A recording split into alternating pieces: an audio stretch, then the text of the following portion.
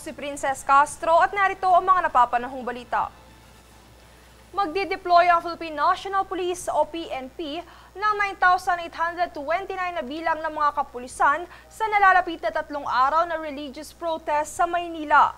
Gaganapin ang naturang rally kontra korupsyon sa Rizal Park sa November 16, 17 at 18 kung saan 300,000 na katao ang inaasahang dadalo.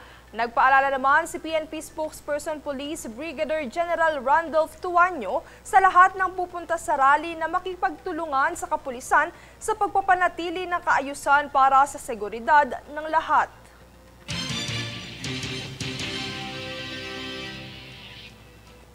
Samantala, pumalag si Davao City 1st District Representative Paulo Duterte sa mga aligasyon ni ACT Teachers Party List Representative Antonio Tino hinggil sa umano'y irregularidad sa mga flood control projects sa Davao City. Tunghayan ang ulat mula kay Jade Buhoy. Ibinunyag ni ACT Teachers Party List Representative Antonio Tino batay sa mga opisyal na dokumentong nakuha mula sa Department of Public Works and Highways o DPWH at iba pang pampublikong tala na may tinatayang 4 na bilyon at 350 milyong pisong halaga ng mga proyekto mula 2019 hanggang 2022 ang may mga red flag o indikasyong dapat siyasatin. Hindi tayo nag-zero in on a particular district, pero it so happens yung mga nakita nating tumalon kagad, kumbaga, na red flags ay nandun sa distritong yon. Ayon sa kanyang pagsusuri, 80 sa 121 kontrata ang may isyung tulad ng overlap, double funding at pagbabago ng lokasyon na hindi tugma sa General Appropriations Act. Kabilang din umano sa mga natukoy ni Tino ang mga proyektong walang malinaw na detalye tulad ng eksaktong haba o lokasyon, gayon din ang mga kontratang hindi nakapaloob sa pambansang budget. Binigyan din ni Tino na ang kanyang pahayag ay nakabatay sa dokumentadong datos at hindi sa pamumulitika. Nananawagan siya sa Commission on Audit o COA, Office of the Ombudsman at Independent Commission for Infrastructure o ICI na magsagawa ng patas at masusing investigasyon.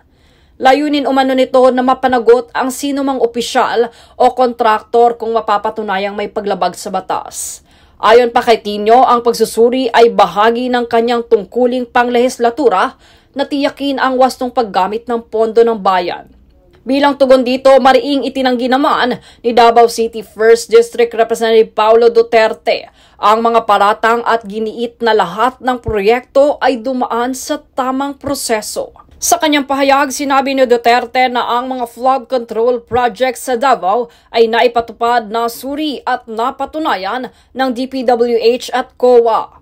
Aniya, ang mga estrukturang ito ay tunay na nakatulong sa mga residente upang maiwasan ang pagbaha at hindi umano ghost projects. Hamon pa ni Duterte kay Tino na bumisita mismo sa Davao upang makita ang mga aktual na proyekto at makapanayam ang mga mamamayang nakikinabang dito. Dagdag pa ng kongresista, hindi dapat gawing plataporma ang pamumulitika ng mga lehitimong proyekto ng lungsod. Sa kabuuan, nananatiling magkasalungat ang paninindigan ni Tino at Duterte, kung saan si Tino ay nananawagan ng masusing investigasyon para sa transparency at accountability, samantalang iginiit ni Duterte ang kredibilidad ng mga proyekto at ipinahayag ang paninindigan ng kanyang distrito laban sa umano'y mapanirang aligasyon.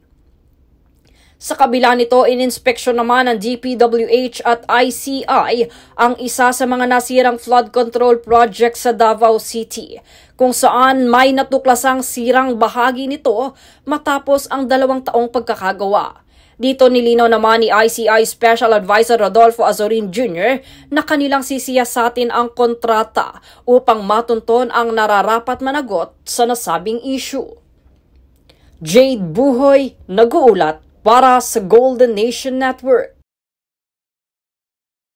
Target naman busisiin ni Senate President Pro Tempore Panfilo Ping Lacson ang mga anomalya sa farm-to-market roads, ayuda programs at mga super health center na umano'y nakinabang sa mahigit 255.5 billion pesos na inilipat mula sa pondo para sa flood control projects ng DPWH sa panukalang 2026 budget.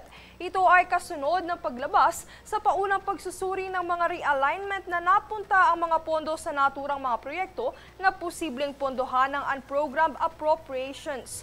Kaugnay nito ay naniniwala si ACT Teachers Party List Representative Antonio Tino na makatutulong ang investigasyon sa sektor ng agrikultura. Dahil oras na maitamaan niya ang katiwalian sa FMR, ay maaari nitong mapababa ang presyo ng bilihin gaya ng bigas. Hindi na rin anya mapipilitan ang mga magsasaka na ibenta ito sa paluging halaga dahil sila na mismo ang makakapagdala nito mula sa kanilang sakahan patungo sa mga pamilihan.